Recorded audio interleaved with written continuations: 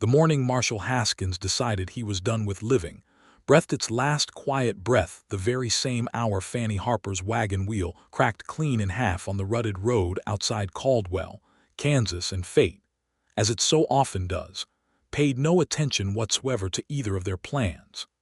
It was the spring of 1878, and Caldwell sat on the edge of the Kishom Trail like a man leaning too far over a cliff, half wild and half wanting to be something better. The town smelled of cattle dust and fresh lumber, and the faint sweetness of prairie grass that rolled south toward Indian Territory in great green waves.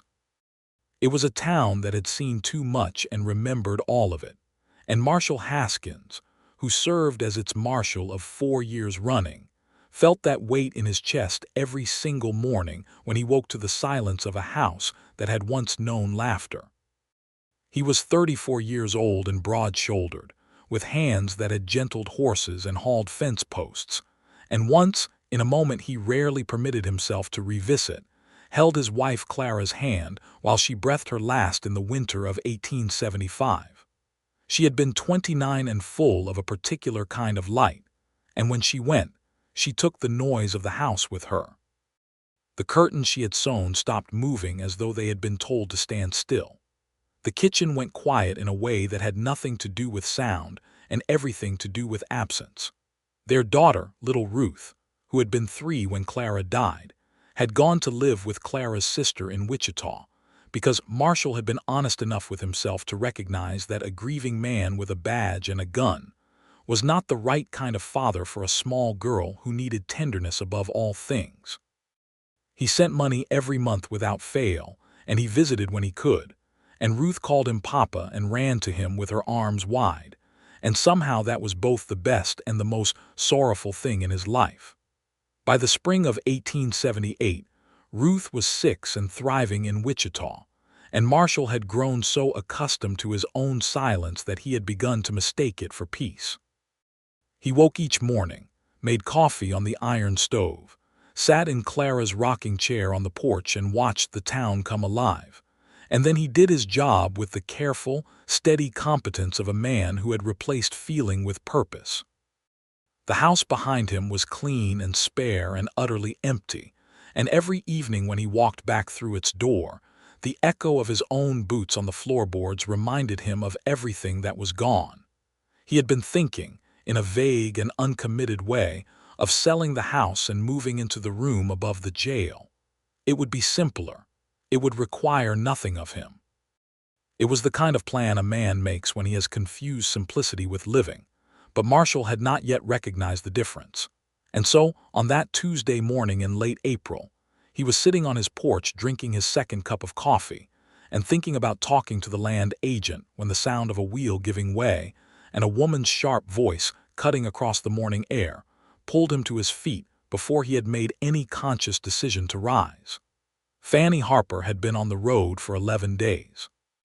She was 26 years old and from Independence, Missouri, and she had the kind of determination that people who did not know her well often mistook for stubbornness.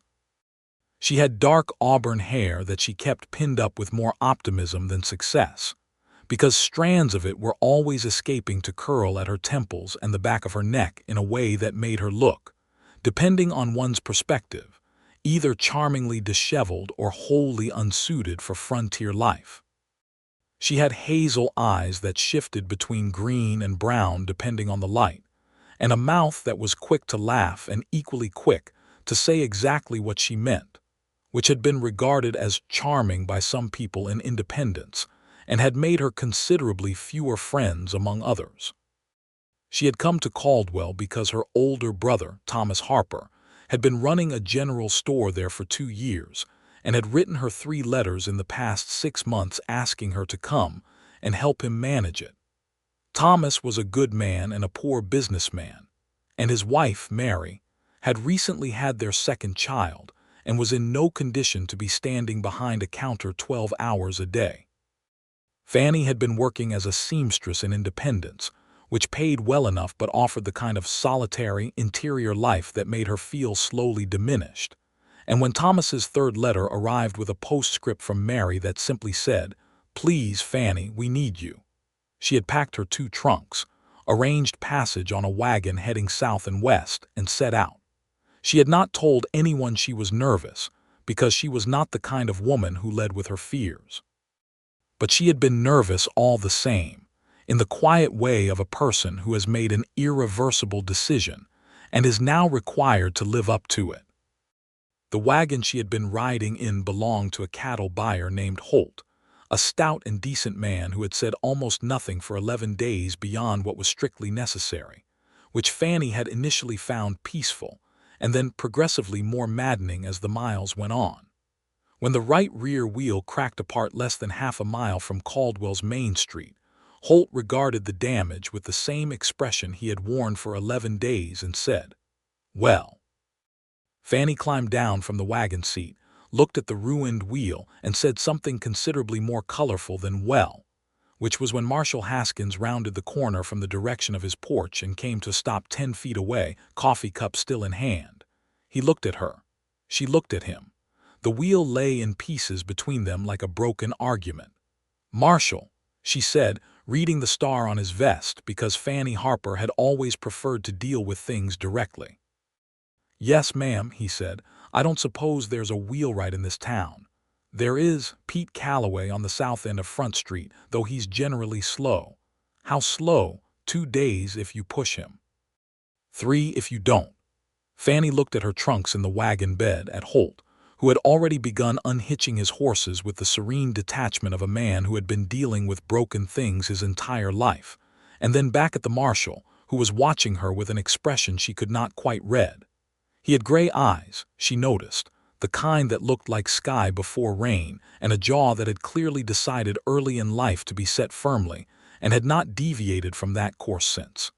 "Is there a hotel?" she asked. "Mrs. Beckett's boarding house, 2 blocks east. Clean rooms, good meals, and she will not tolerate noise after 9 o'clock, which she will tell you 3 times before you've finished your first biscuit." Despite herself, Fannie felt the corner of her mouth lift. "I appreciate the warning."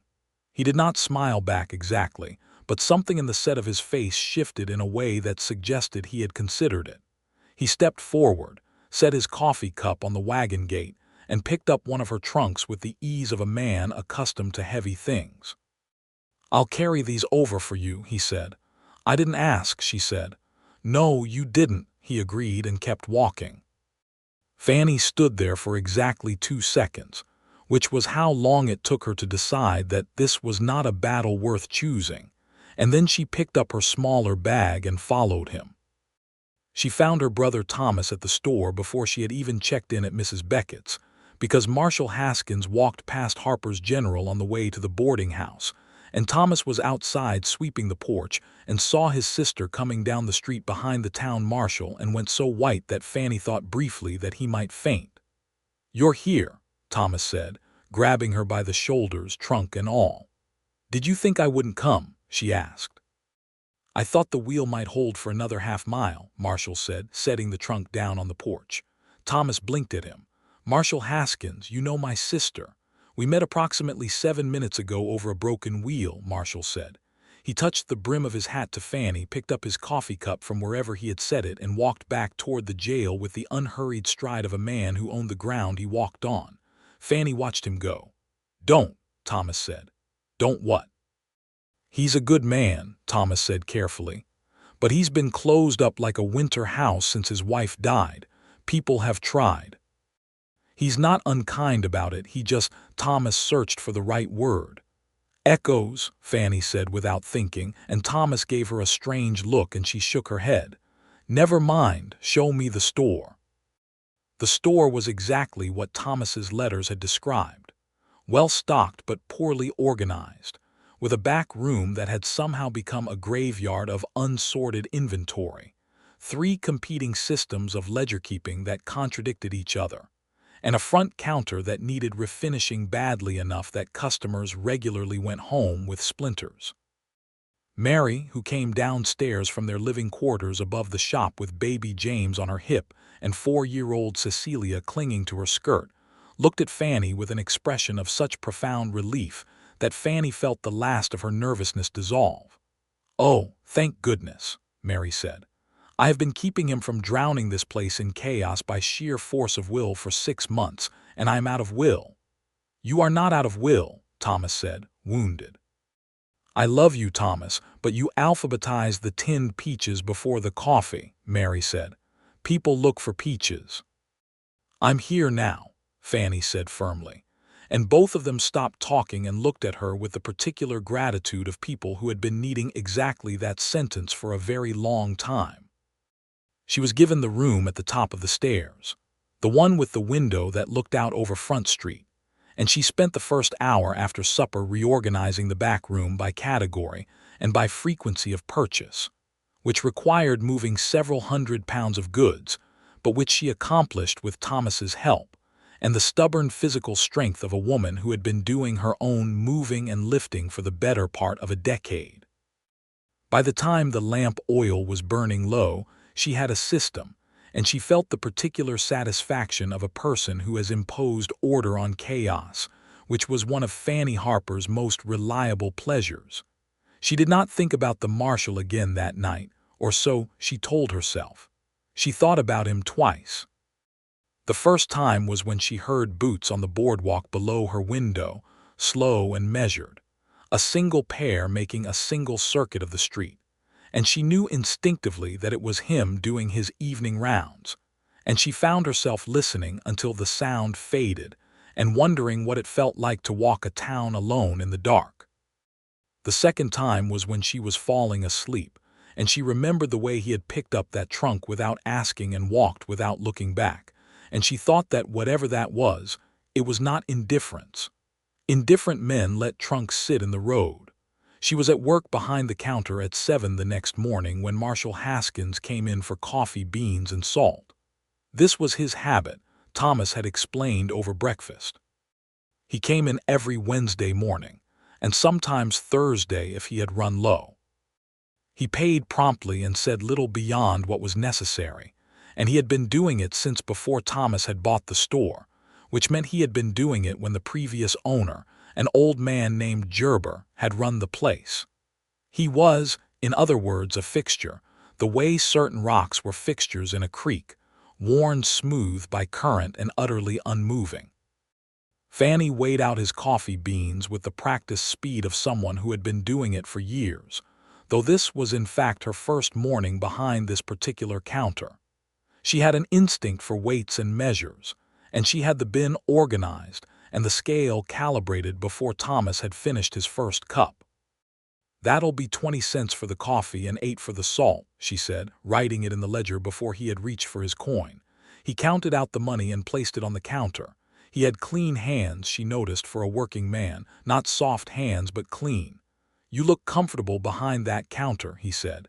It was the most he had said to her since carrying her trunk. "I look efficient," she corrected. "Comfortable comes later." He almost smiled. She was learning the geography of that almost smile, which was more mobile than the rest of his face and gave him away in small, interesting ways.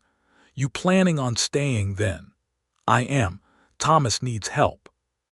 "He does," Marshall agreed, with the candor of a man who had watched Thomas Harper puzzle over the mathematics of running a store for 2 years.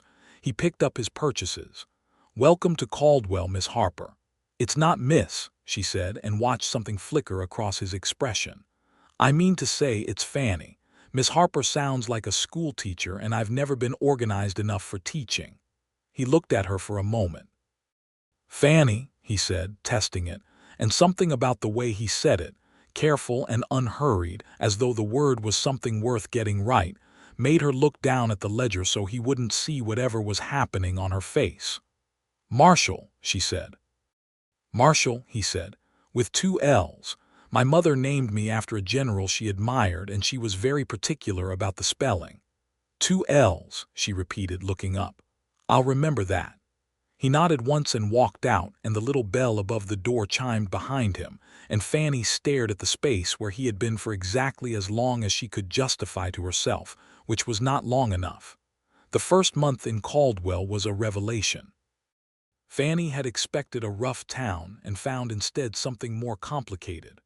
Rough, yes, with cowboys coming in off the trail at all hours, and a saloon that kept its own calendar, and a deputy named Wheeze Prout who was young enough to be uncertain about authority and old enough to be embarrassed about it.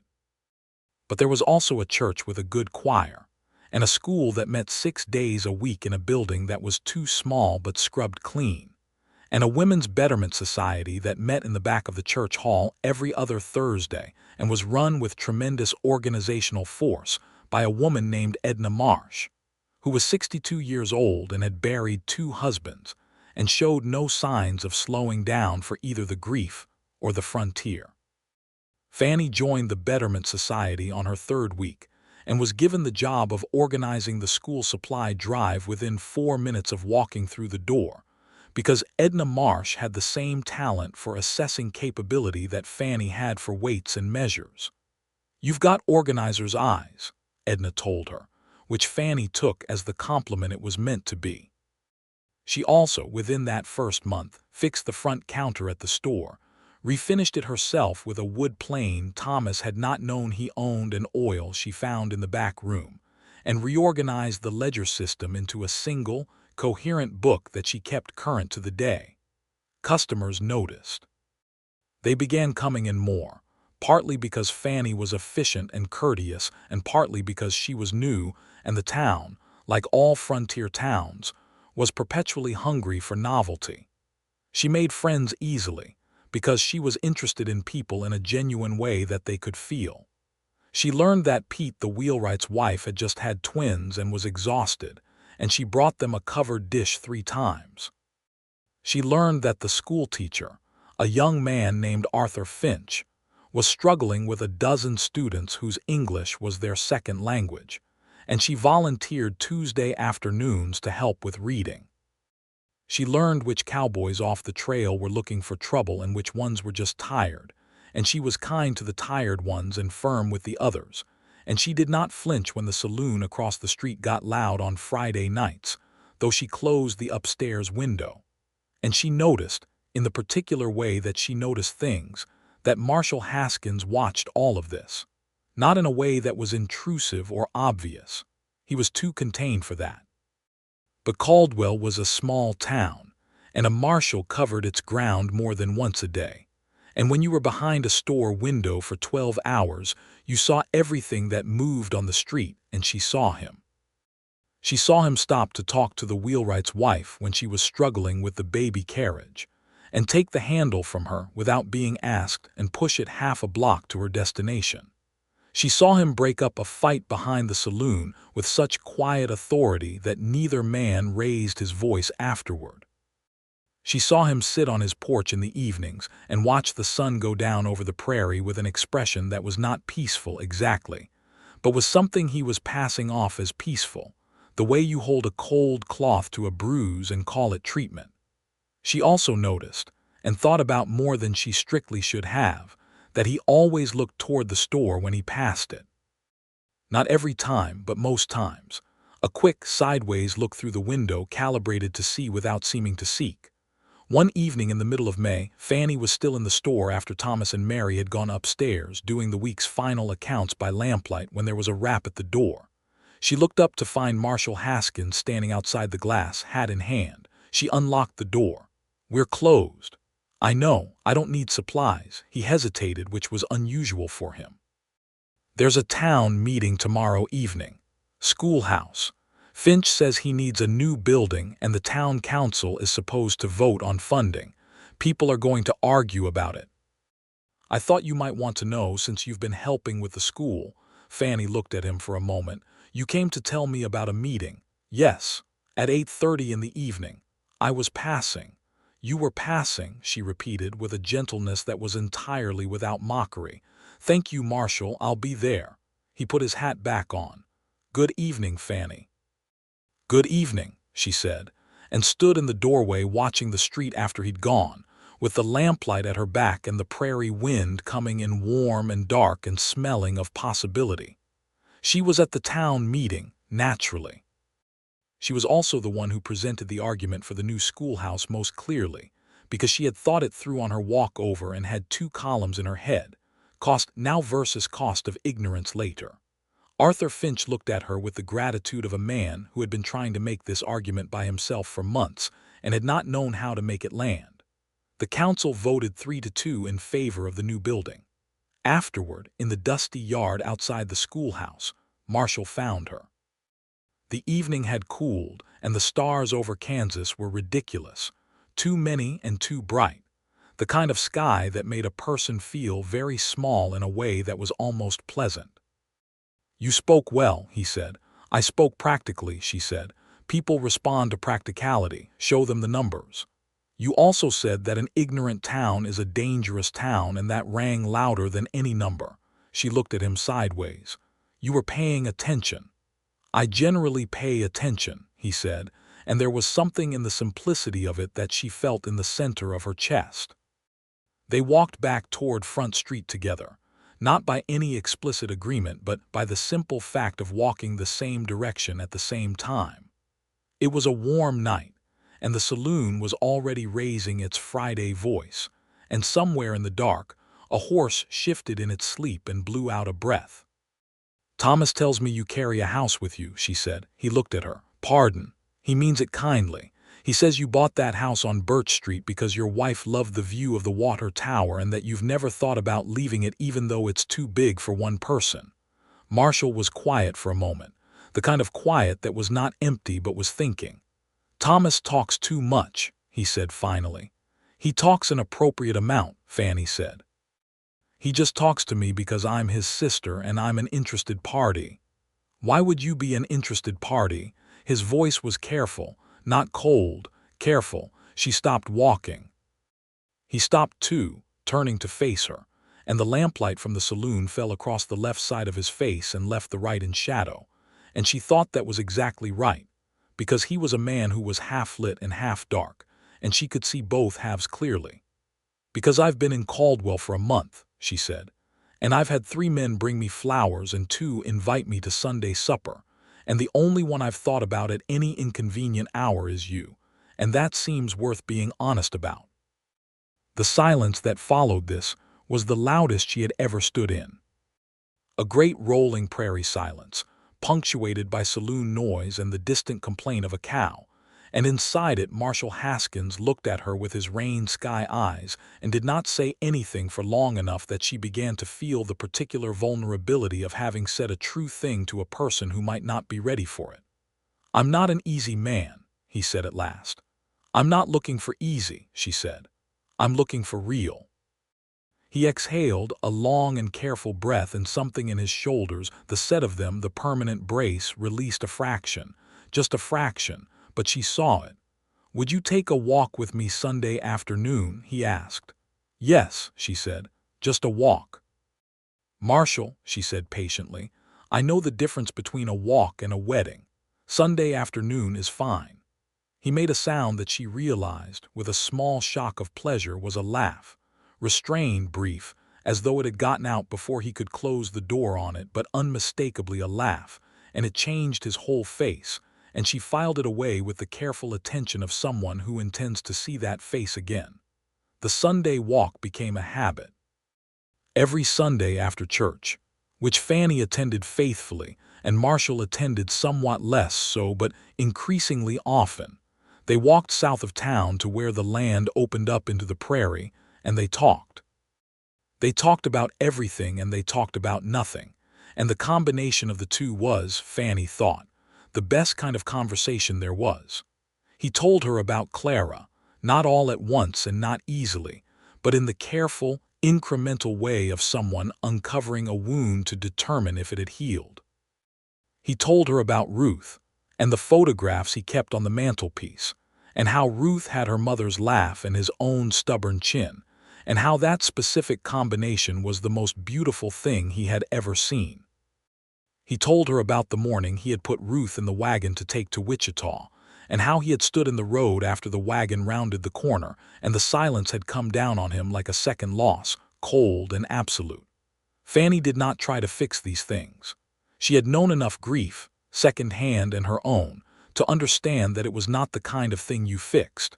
You sat with it, and you let the person who was carrying it know that the weight did not frighten you. So she sat with it. And she told him her own things, smaller and differently shaped, the loneliness of the sewing room in independence, the feeling of being capable of a great deal more than she had been given room to do, the particular sorrow of watching Mary's babies and wondering, in the private hours, whether that was a life she would have. She was honest about her fears with the same plainness she brought to everything, and he listened with the full, attentive stillness of a man who had learned, through great losses, how to be present with people. June arrived and brought heat and cattle drives and a dustier street and a fuller store. Fannie was now running Harper's General with such smooth competence that Thomas had, for the first time in 2 years, taken 2 consecutive days off and spent them fishing down at the river with his father-in-law. Mary had recovered enough to help at the counter on busy afternoons, and the 2 women had developed the kind of quick, efficient partnership that exists between people who respect each other's intelligence. It was in June that the trouble with Doyle came. Cass Doyle was a trail boss who came through Caldwell twice a year with longhorns and a string of cowboys who were tired and thirsty and in need of letting something loose. Doyle himself was the problem, not his men, or not mostly his men.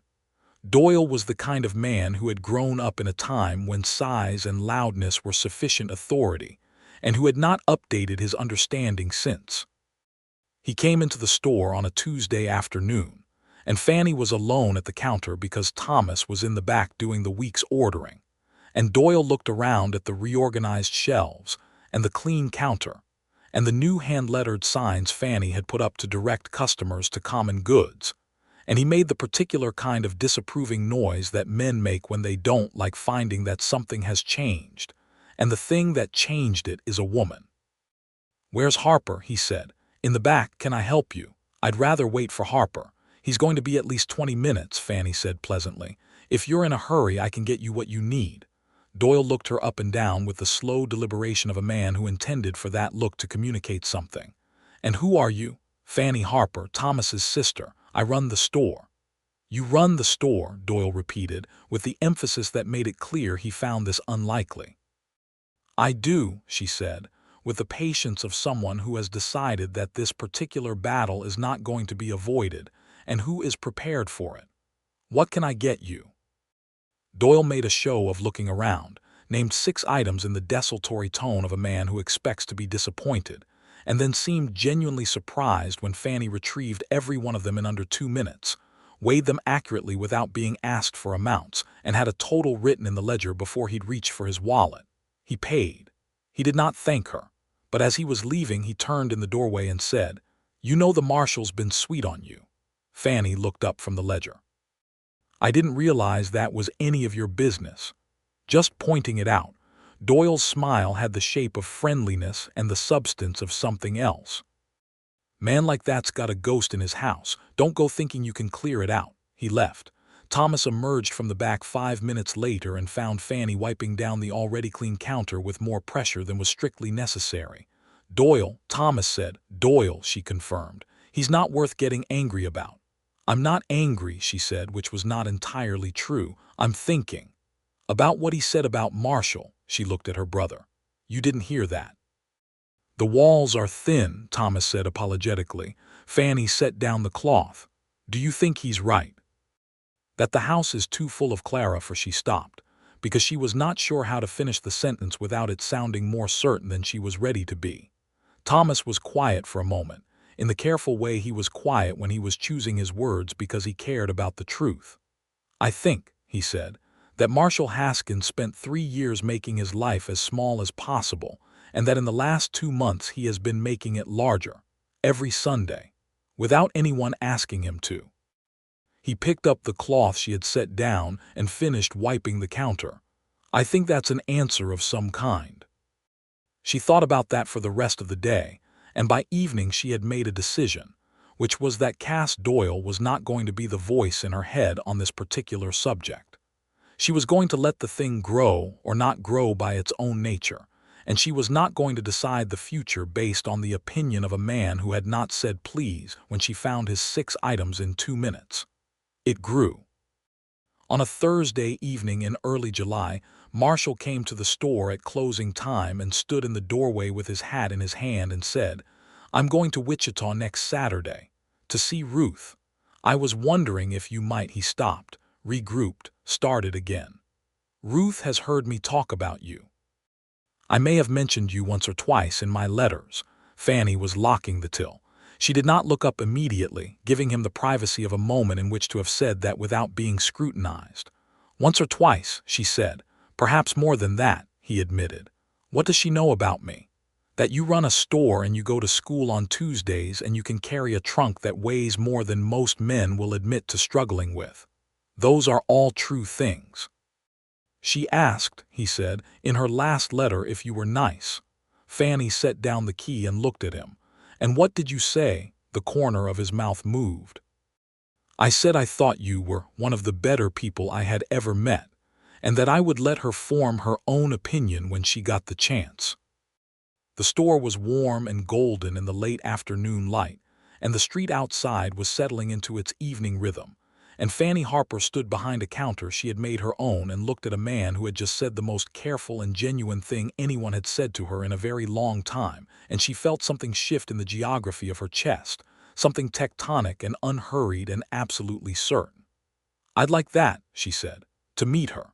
He breathed out. "Good. Saturday, then. We'd leave at 6. I'll pack a lunch," she said. He smiled. Not the fractional almost smile she had catalogued and studied, but a real one, open and unguarded, and it remade his face so completely that she wanted to catalogue that too and keep it. The trip to Wichita was a day's journey by wagon, which meant they left at 6 and arrived by mid-afternoon and stayed the night at a respectable boarding house, 2 separate rooms, which Fannie had specified without embarrassment and Marshall had arranged without fuss. Clara's sister was a woman named Grace, measured and decent, who opened the door and looked at Fannie with an expression that Fannie understood. Assessing, not unfriendly, protective of the child who came barreling past Grace's skirt the moment the door opened wide enough. Ruth Haskins was 6 years old and had her father's eyes exactly, that particular gray before rain, and her mother's energy, which was abundant and purposeful. She came straight to Fannie with the directness of a child who has not yet learned to be cautious, and she said, "Are you Fannie?" "I am," Fannie said, kneeling to be at her level. "Are you Ruth?" "Papa talks about you all the time," Ruth said. Marshall behind Fannie made a sound of mild protest. "Ruth." "He does," Ruth said with the unimpeachable certainty of a 6-year-old who has decided that accuracy is more important than tact. "He says you know where everything is." "I do generally know where things are," Fannie agreed. Ruth studied her with great seriousness. "Can you braid hair?" "Aunt Grace tries, but she's not very good." "I can," Fannie said. "I'll show you if you like."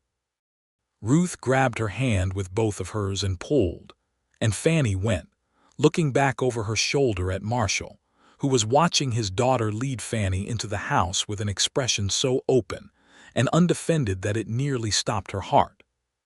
He looked, for that one unguarded moment, exactly like the man he had been before grief taught him to close every window. The afternoon was full of Ruth, her drawings, her collection of interesting rocks, her firm opinions about which of the horses in the yard were good horses and which ones were only so-so. Fannie braided her hair with ribbons, and they sat on the porch while Marshall and Grace talked inside, and Ruth leaned against Fannie's knee with the immediate and complete trust of a child who has decided, with the infallible instinct of children, that this person is safe. On the drive home the next day, Fannie and Marshall talked for hours, the easy talk of people who have stopped performing for each other and are simply speaking. He told her that seeing Ruth with her had done something to him that he did not have language for yet. She told him that Ruth was extraordinary.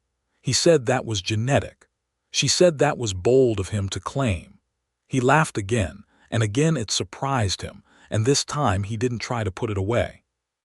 Somewhere south of Wichita, in the long, golden afternoon, he reached across the wagon seat and covered her hand with his.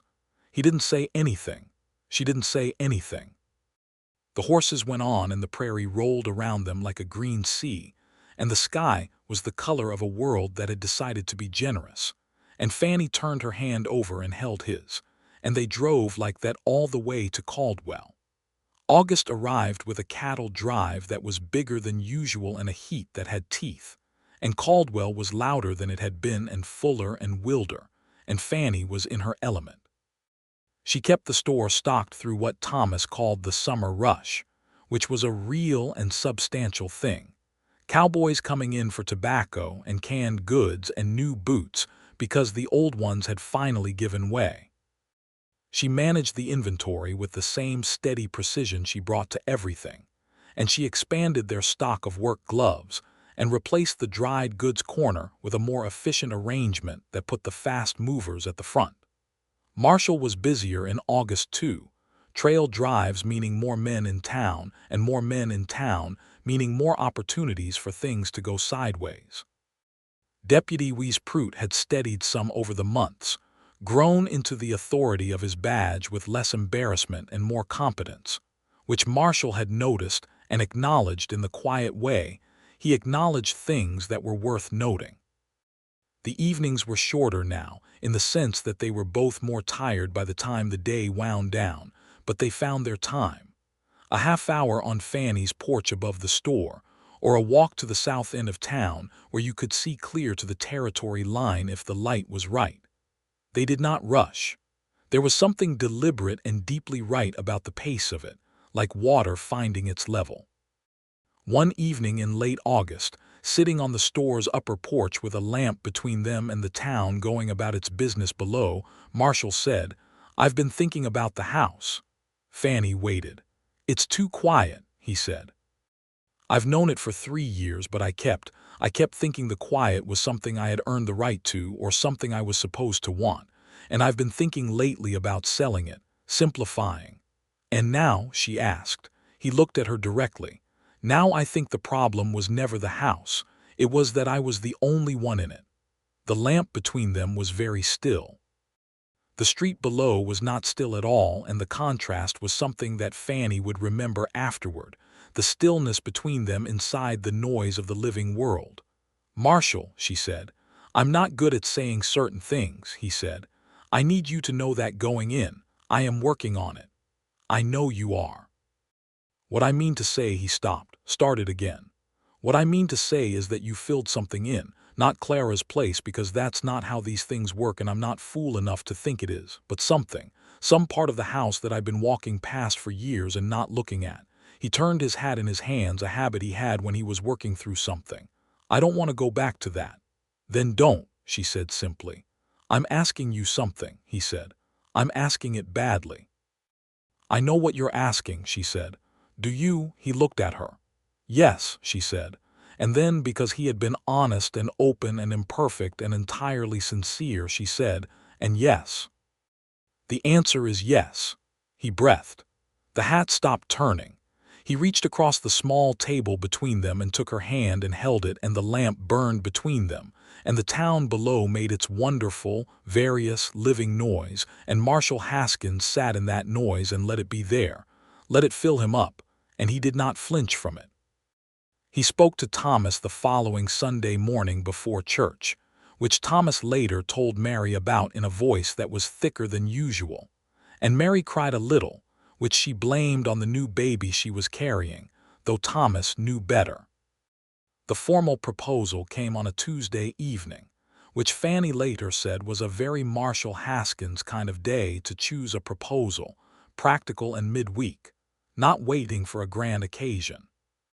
He had come to the store at closing and asked her to walk with him to the south end of town, and she had gone without questioning it because she always went, and they had stood at the edge of the prairie where the grass went on forever and the sky was enormous and full of color from the dying sun, and he had said, "I want you to marry me. I want Ruth to come home, and I want the house on Birch Street to stop echoing." It was the most romantic thing she had ever heard, in all its plain and careful honesty, and she had said yes for the second time and meant it even more than the first, if such a thing was possible. They were married in October of 1878, in the church in Caldwell, on a Saturday morning that was cool and clear and smelled of late prairie and wood smoke. Edna Marsh had insisted on organizing the flowers, which she did with the same force of will she brought to everything, and the result was wildflowers and dried late summer blooms arranged in a way that managed to be both practical and beautiful, which was a combination Fanny deeply appreciated. Thomas gave her away and kept his composure until the moment the minister asked who presented this woman, at which point his voice went somewhere unreliable, and Mary put her hand through his arm and squeezed, and he recovered. Ruth was there, brought up from Wichita by Grace, who sat in the second row and cried openly and unashamedly in a way that was somehow the most generous possible thing she could have done, because it made it clear that she understood what was happening and was glad for it. Ruth wore a dress that Fanny had sewn herself in the weeks leading up to the wedding, pale blue with small buttons at the wrist, and she stood at the front of the church because Fanny had asked her to, had said, "I would like you to stand with us." And Ruth had stood up very straight and said, "Yes, ma'am," with a dignity that was exactly her father's and made Fanny love her fiercely on the spot.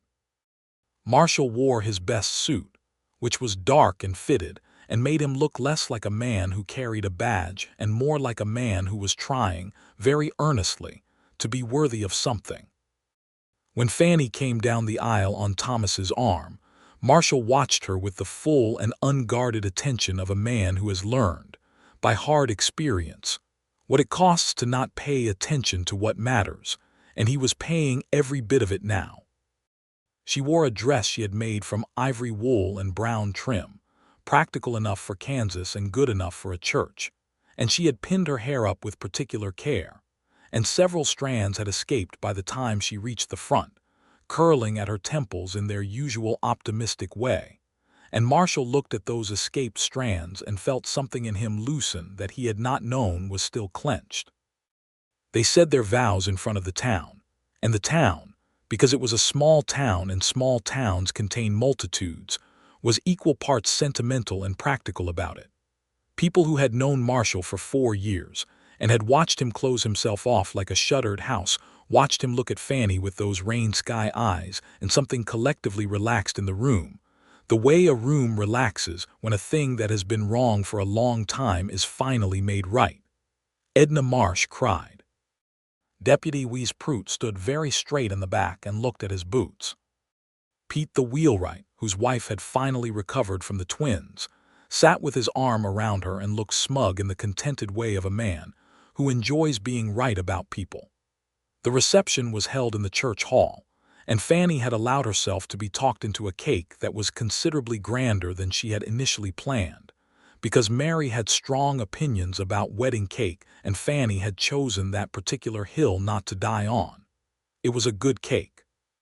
3 layers and properly sweet with real vanilla, which Thomas had ordered in specifically because Fanny had mentioned once, months ago, in a completely different context, that vanilla was the best smell in the world. Ruth ate 2 pieces and fell asleep in Grace's lap before the party was half over, one small fist still holding the ribbon from Fanny's bouquet, and Fanny looked at her from across the room and felt the particular, specific, undeniable certainty of a person who has found the right place to be. They moved into the house on Birch Street together, and for the first time since Marshall had stood in the road and watched Ruth's wagon round the corner toward Wichita, the rooms had people in them. Ruth came home to stay in November, after a few weeks of transition that Grace managed with thoughtful grace. She arrived with her trunk and her rock collection and her firm opinions about horse quality, and she walked into the house on Birch Street and went through every room with the methodical thoroughness of a child conducting an official inspection, and then she went back to the kitchen where Fanny was making supper and said, "It smells like food now." Fanny looked up from the stove. "Does that meet with your approval?" Ruth considered this seriously. "Yes," she said, and climbed up on the kitchen stool and said, "Can I help?" "You can stir," Fanny said, handing her the spoon, and Ruth stirred with the full concentration of a 6-year-old appointed to a task of consequence. And Marshall came in from the yard where he had been bringing in wood, and he stood in the kitchen doorway and looked at the two of them, his daughter and his wife, in the warm kitchen light, the pot steaming and the spoon going and the sound of voices, small and large, talking about gravy, and the echo in that house, which had been his constant, unwanted companion for 3 years, was simply gone, not chased out, not fought off, just gone, replaced by something warmer and more particular and entirely better. He stood there longer than he should have, long enough that Ruth noticed and said, "Papa, you're letting the cold in." And he stepped inside and closed the door, and the kitchen closed around him, warm and full of steam, and the sound of people being alive. And he felt something in his chest that it took him a moment to name because it had been so long since he'd felt it.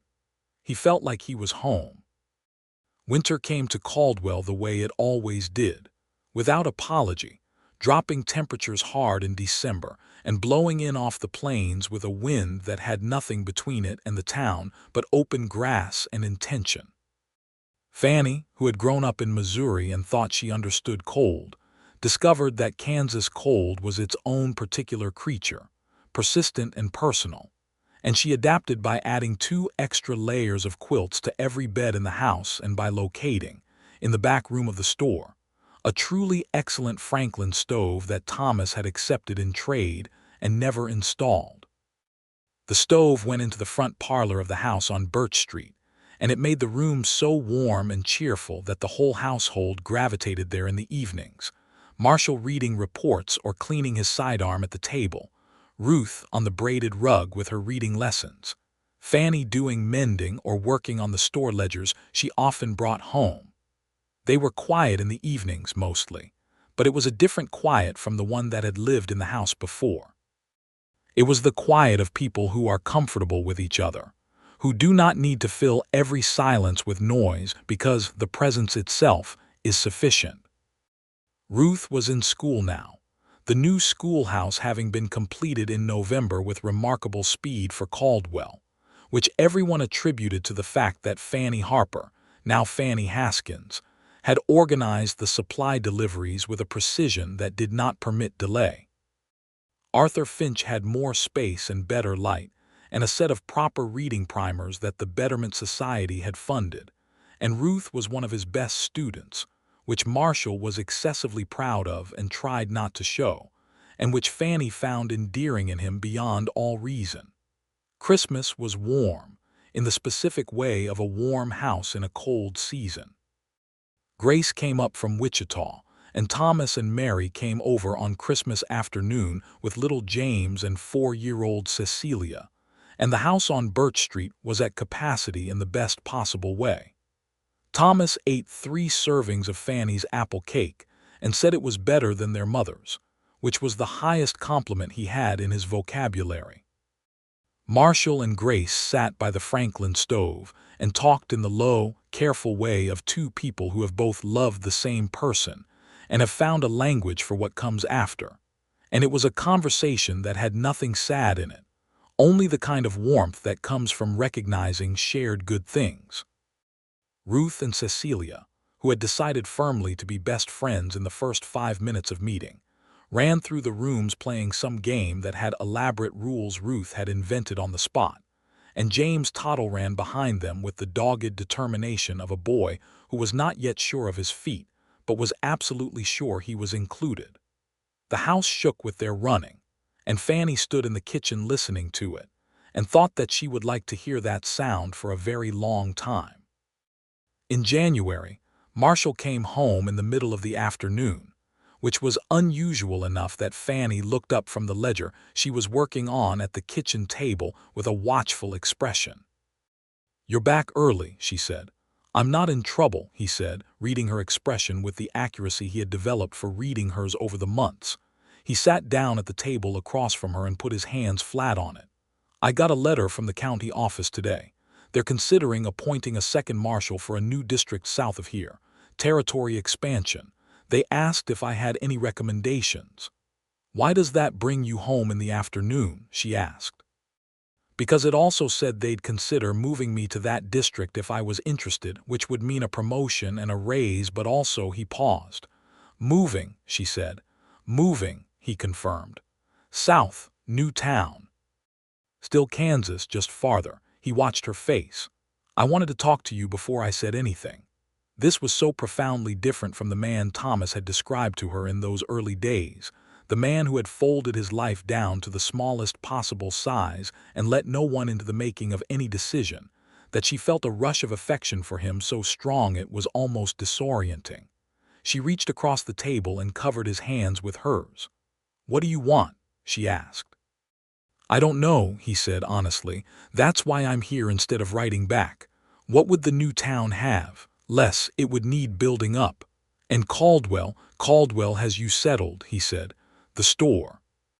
The Betterment Society. Ruth is in school here. Thomas and Mary are here." "Those are my reasons," she said. "I asked for yours." He was quiet for a moment. Then he said, "I think I want to stay here. I think this is the place I want to be. I stopped running toward the next simple thing and I want to stay where I landed." "Then write back and say no," she said. He looked at her. "You're sure?" "I'm sure about staying here with you," she said. "I am entirely certain about that." He turned his hands over under hers and held them. "I'll write back today." "After supper," she said firmly, and returned to her ledger. And he sat across from her for a few minutes in the warm kitchen quiet before going to put the kettle on. Because in the months since they had been sharing a kitchen, he had become a man who knew where the kettle lived and thought to use it. Spring came back around, and with it Fanny's first full year in Caldwell, and she marked it privately by standing behind the store counter on a Tuesday morning in late April and thinking about the wagon wheel.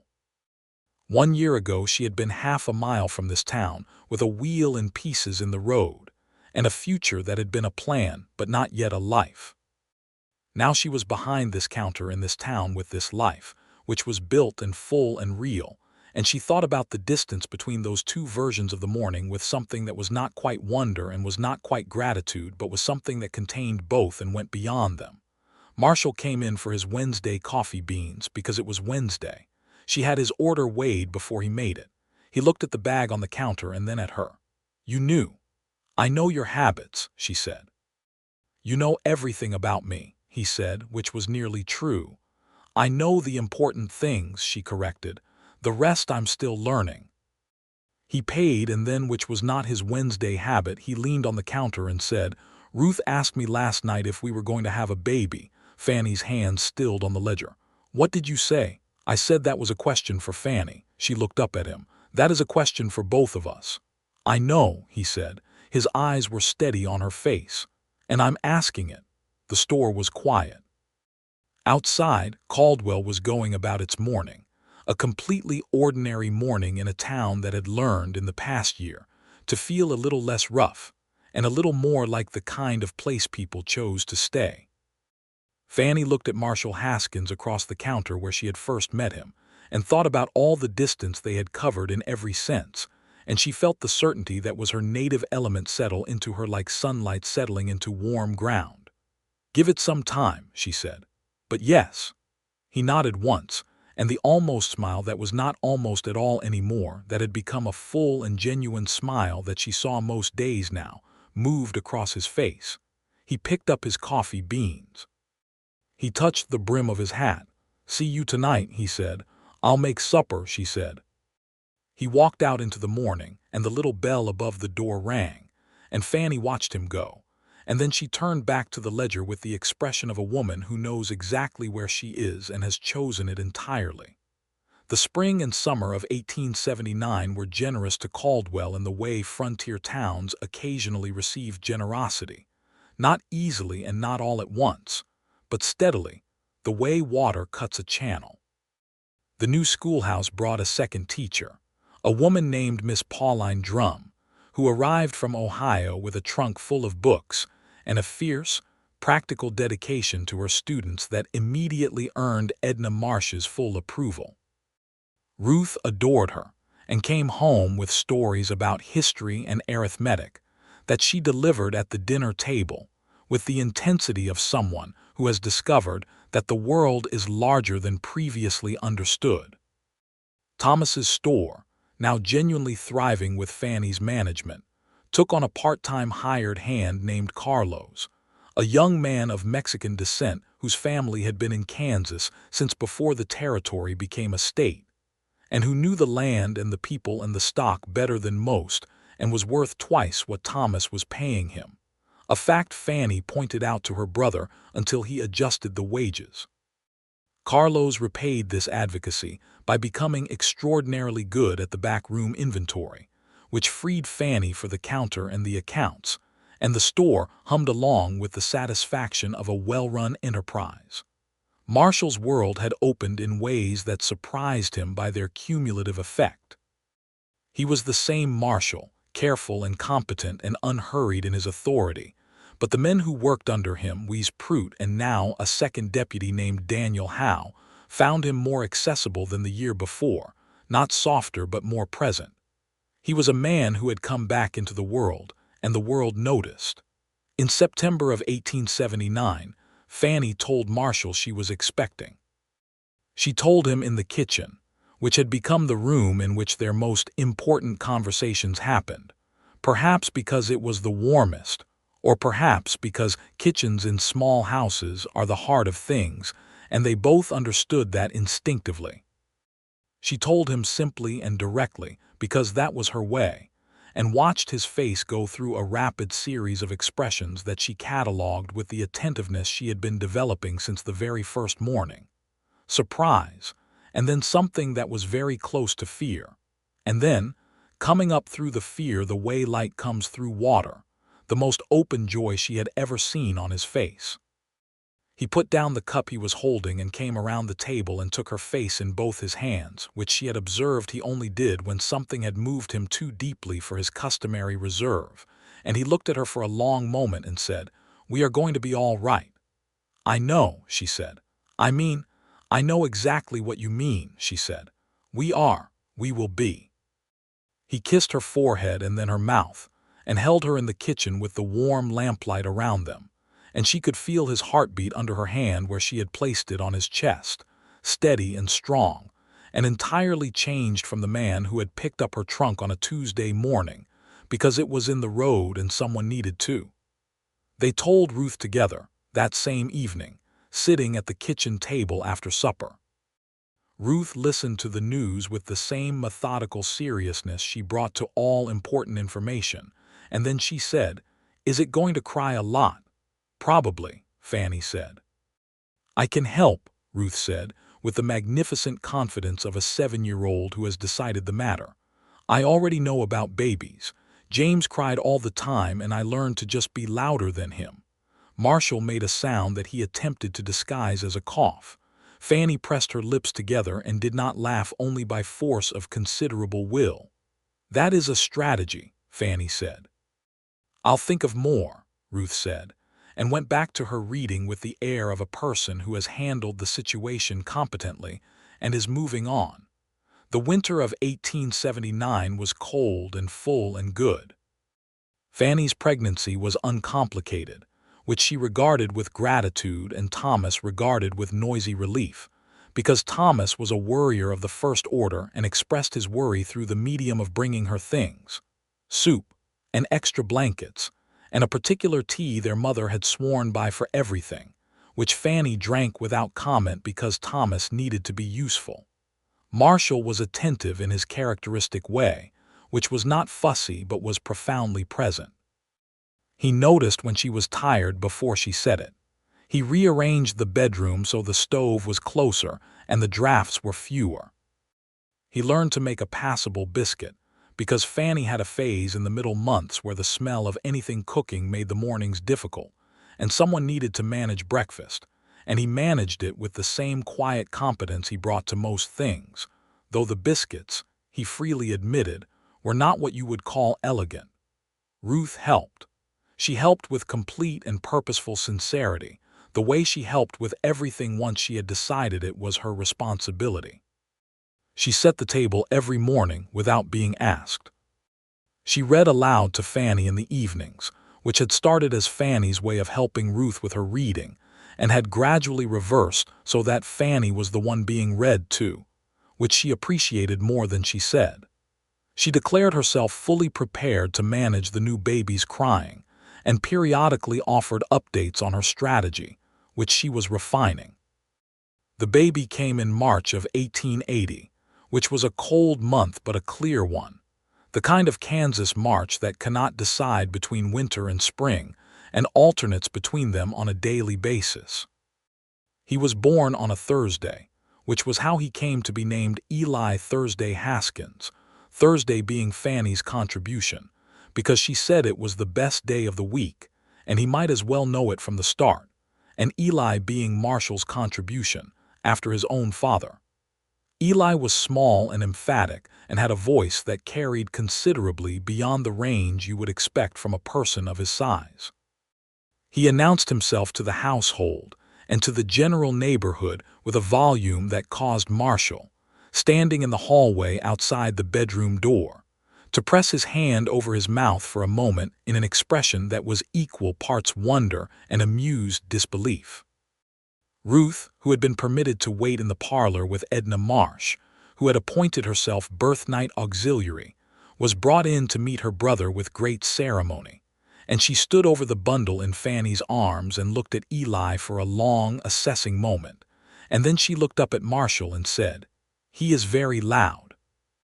"He takes after his mother," Marshall said, and Fannie, who was exhausted and sore and incandescent with a joy that was bone-deep and absolute, laughed out loud at that, and Marshall leaned down to press his lips to her hair, and Eli hollered at the top of his lungs, and the house on Birch Street was, in that moment, as full of noise as it had ever been. Grace came up from Wichita for 2 weeks to help, which was the most practically generous thing she could have done, and which Fannie told her so plainly. Grace and Fannie had developed, over the 18 months of Fannie's marriage to Marshall, a genuine warmth that had started as mutual respect and become genuine affection, built on the shared understanding of who Marshall was and what had been lost and what had been found again. Grace rocked Eli in the evenings with the practiced calm of someone who had done this before, and she told Fannie stories about Clara that were not sad but were loving, small, precise memories that filled in the picture of the person who had lived in this house before Fannie. And Fannie listened to them with the full attention she gave to everything, because Clara was Ruth's mother and Marshall's great loss, and both of those things made her real and worth knowing. Marshall came home one evening during Grace's visit to find Grace and Fannie at the kitchen table with tea, talking in the low, easy way of women who are comfortable with each other, and Eli asleep in the cradle in the corner, and Ruth doing her lessons at the other end of the table. He stood in the doorway and took it in, the way he had taken in that first supper, the way he had taken in Christmas, with the particular attention of a man who knows the difference between having things and having them count. "Come sit," Fannie said, looking up. He came and sat, and Grace poured him tea without being asked, and Ruth showed him her arithmetic without looking up from it, and Eli breathed in his cradle, and the house made its warm and various noise around all of them, and Marshall Haskins sat inside it and was, without reservation or qualification, happy. Spring opened into summer and Eli grew and became considerably more mobile than anyone had accounted for in the arrangement of the house's lower furniture. Ruth took her responsibility as elder sibling with an intensity that would have been overwhelming if Eli had not been, at bottom, very interested in her, and he followed her with his eyes from the earliest weeks, and with his whole body as soon as he could manage it, crawling toward wherever she was with a determination that Marshall said was exactly Fannie. "He's not even a year old," Fannie said. "Look at his face," Marshall said. "He has decided where he is going and he is going there." She looked and she had to concede the point. The summer brought cattle and noise and a heat that sat on Caldwell like something personal, and Fannie ran the store through all of it with the same steady capability, though she was now doing it with slightly less sleep and considerably more coffee.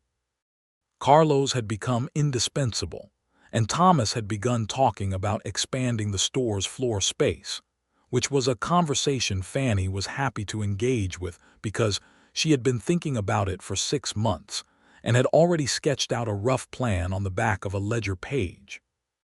"We's Prout, Marshall's deputy, came to them in August with a particular look on his face that Fannie had learned to read as the look of a young man who is about to say something that matters to him personally and is not certain how it will be received. He came to supper because he had become a kind of extended household figure over the months, a man without family nearby who had been drawn into the Haskins orbit by proximity, and by the fact that Fannie fed anyone who appeared to need feeding. He said over the apple cake that had become his established favorite that he had been considering leaving Caldwell. Marshall set down his fork. Considering. Not immediately, we said. But there's a town north of here, Abilene, that's looking for a marshal, and I thought. He stopped. You're ready, Marshall said. We looked up. I think so. I know so, Marshall said, and the straightforwardness of it, no fanfare and no hesitation, made we sit up slightly in his chair as if he had just been given something he had been earning for a long time. You've been ready for 6 months. I've been grateful you stayed. I didn't want to leave before it was the right time, we said. It's the right time, Marshall said. Fannie watched this exchange and thought about what it meant to be the kind of man who could say that to a younger man, clean and without ego. She thought about the man who had walked into the store on his first Wednesday morning, compact and closed and barely saying what was strictly necessary.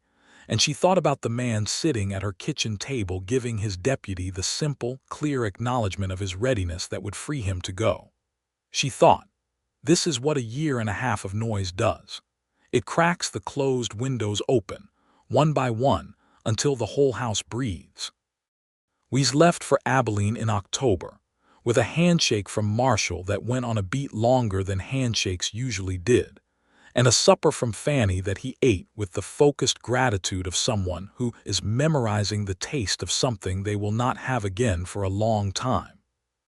Daniel Howe stepped up as head deputy, and Marshall took on a new younger deputy named Samuel Crane, who was 22 and very earnest, and reminded Marshall, in a way he mentioned to Fannie without any self-consciousness, of himself at that age.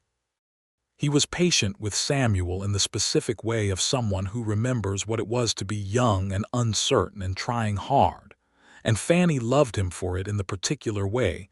She loved all the ways he had changed, without making a production of it, just quietly knowing it and being glad.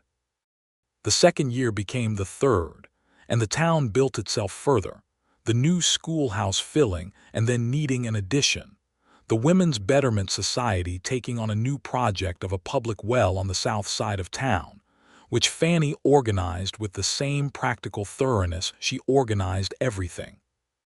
The store expanded its floor space in the spring of 1881, exactly as Fannie's sketch had outlined, with new shelving and a second counter and a proper back room door that actually latched, which Thomas considered a triumph of construction. Eli learned to walk and then to run, and then to climb things that were not designed for climbing, and the house on Birch Street became a place of considerable vertical adventure.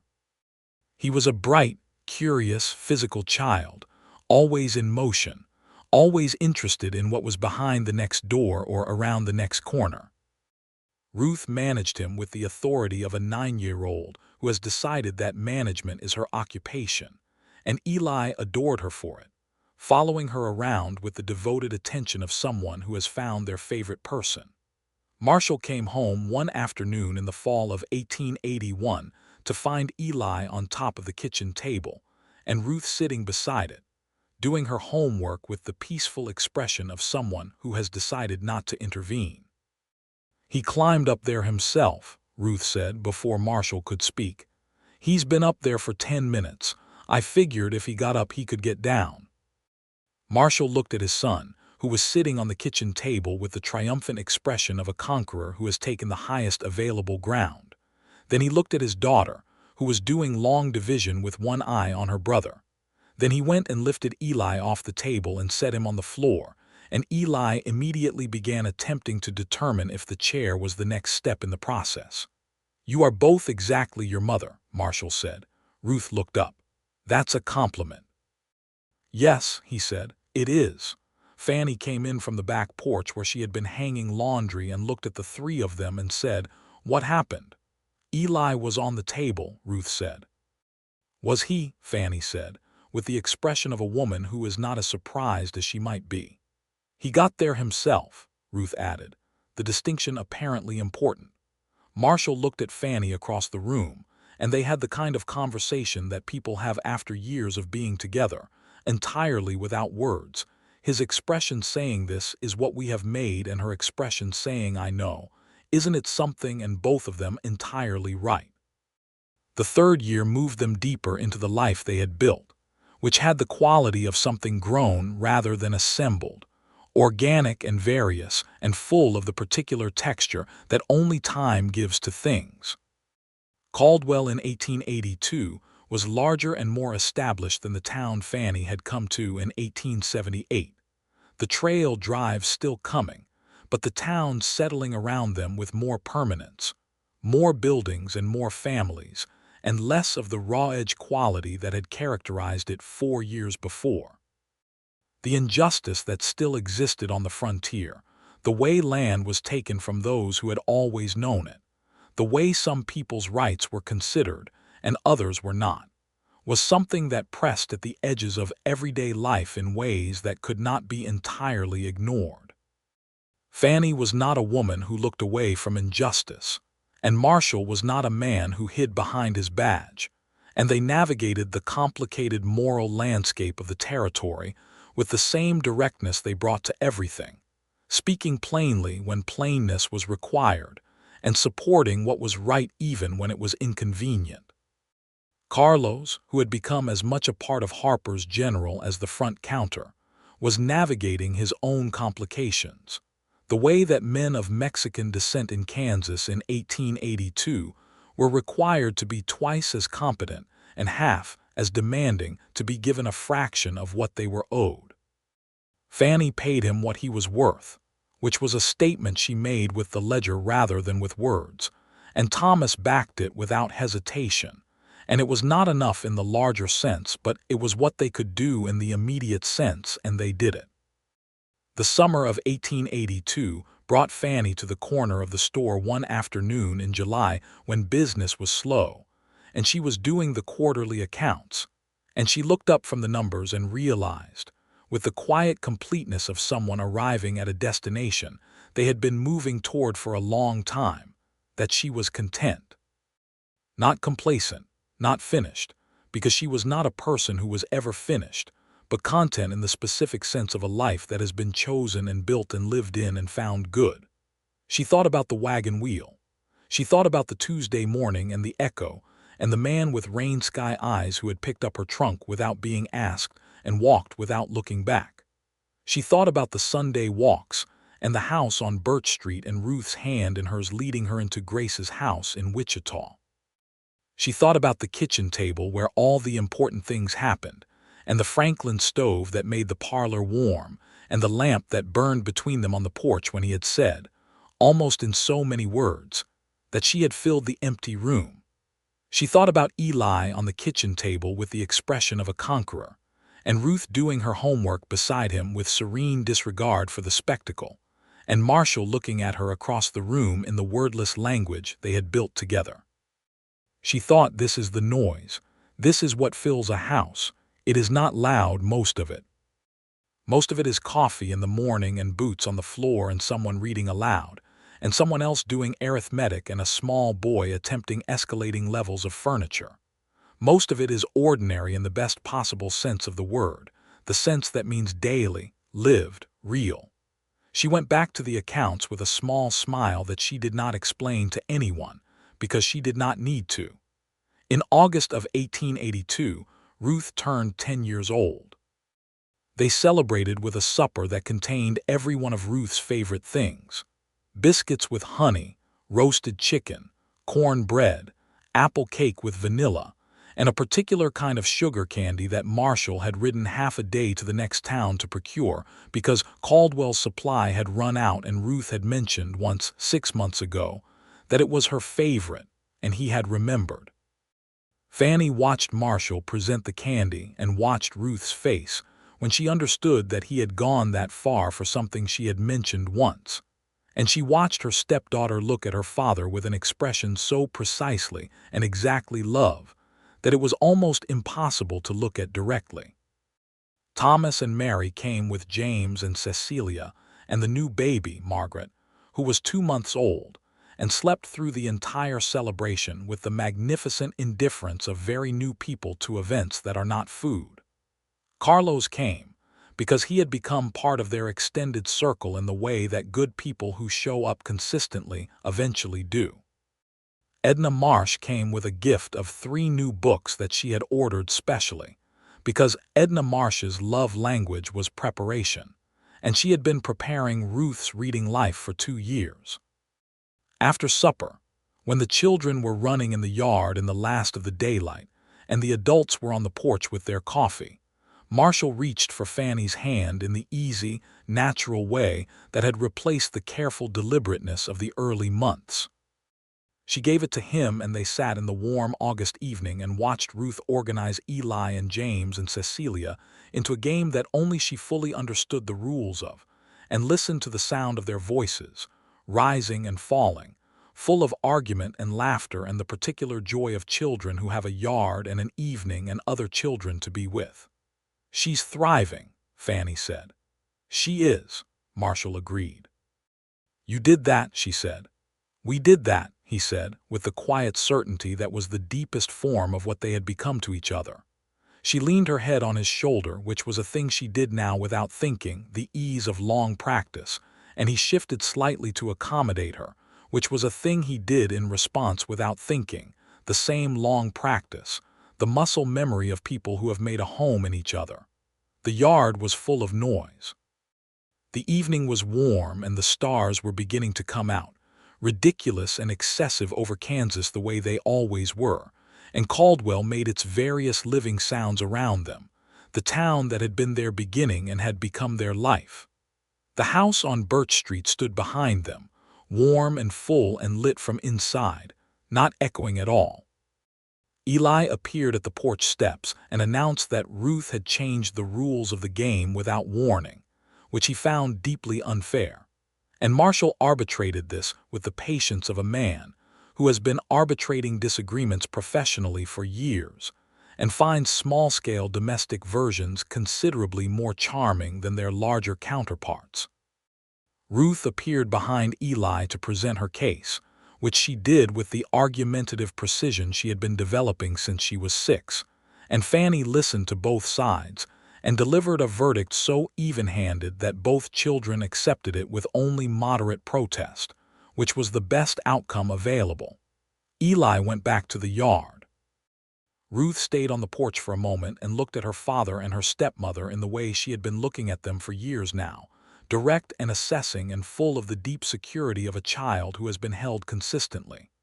"I'm glad you came," she said to Fanny, which was a thing she had said before but which landed new each time, weighted differently as she got older and understood more fully what it meant.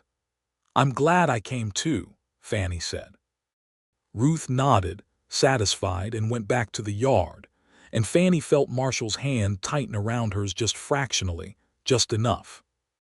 The night came down soft and the stars got brighter, and the yard eventually quieted as children were collected, and guests went home, and Eli was carried to bed, half asleep, by Marshall, who held him against his chest with the practiced ease of a man who has been carrying this particular weight for 2 years and knows the exact placement of every limb. Fanny stood at the kitchen window and listened to Marshall's voice, low and even, reading Eli to sleep, the words carrying without the meaning, just the sound of them, the texture of his voice in the quiet of the upstairs room. She made herself a cup of tea and sat down at the kitchen table, the accounts closed for the night, the ledger put away, the store's concerns set aside, and she was simply here in this kitchen, in this house, in this life. Marshall came downstairs and poured himself a glass of water and leaned on the counter and looked at her. "Ruth asleep?" she asked. "Reading. She says she's allowed to read until 9. She is. She'll be reading until 10. "I know," Fanny said. "She's 10 years old." He shook his head, but he was smiling, and it was the full smile, easy and unguarded, the one that had taken months to arrive and had been arriving more and more readily ever since, until it was simply his face now, or one of the better versions of it. He sat down across from her the way he had been sitting down across from her for nearly 4 years, and the kitchen was warm and the lamp was between them, and outside Caldwell was going to sleep in its gradual, ungraceful way. "I was thinking," he said. "About what?" He looked at her steadily. "About the morning I walked up to that wagon, and you were standing in the road looking at a broken wheel like you were deciding whether to be irritated at it or simply fix it yourself." She laughed. "I was calculating whether I could whittle a new spoke. I thought," he said, "that you were the most purposeful person I had ever seen in my life, and then I thought I should probably carry your trunk, and then I thought I was probably not going to stop thinking about you any time soon." "That's more than you usually reveal in one sitting," she said. "I've been practicing," he said. "On who?" "Eli, mostly. He's a very non-judgmental audience." She reached across the table, and he met her halfway. Their hands together on the wood of the table they had eaten 1,000 meals at. And she looked at Marshal Haskins, Marshal of Caldwell, Kansas, father of Ruth and Eli, man who had once lived in a house that echoed and now lived in one that did not. And she thought that she had made the right decision on every day since the first one, starting with the day she agreed to come to Caldwell and ending with this one.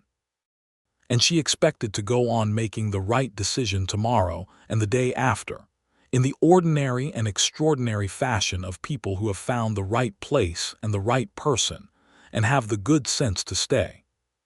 "We should go to bed," she said. "We should," he agreed, not moving. "Marshall." "In a minute," he said, looking at her. He paused. "I'm just here." "I know," she said. "I'm here too." And so they sat in the warm kitchen of the house on Birch Street, in Caldwell, Kansas, in the summer of 1882, with the lamplight between them and their hands together on the table, and the house around them full of the quiet breathing of children and the particular rich silence of a home that has been fully, completely, and irrevocably lived in. Outside, the prairie rolled south toward the territory line, dark and enormous and full of the whisper of grass, the same prairie that had been there before the town and would be there long after, patient and wide and indifferent to small human stories. But inside the house on Birch Street, the story was not small at all. It was the size of everything that mattered. A wheel that broke at exactly the right moment, a trunk carried without being asked, a walk on a Sunday, a child who said "glad you came," a house that had been silent for too long and was silent no longer. It was the size of two people, both imperfect and both willing, who had found each other in a rough and open country and had built something in it that would outlast the building, that would be visible in Ruth's certainty and Eli's bold-hearted exploration, and the ledger kept to the day and the lamp that always burned in the window, the lamp that said from the outside, "Yes, someone is home." Marshall blew out the kitchen lamp in the end when they finally went upstairs and the kitchen went dark. But the house was not dark, and it was not empty, and it did not echo. It had not echoed in a very long time.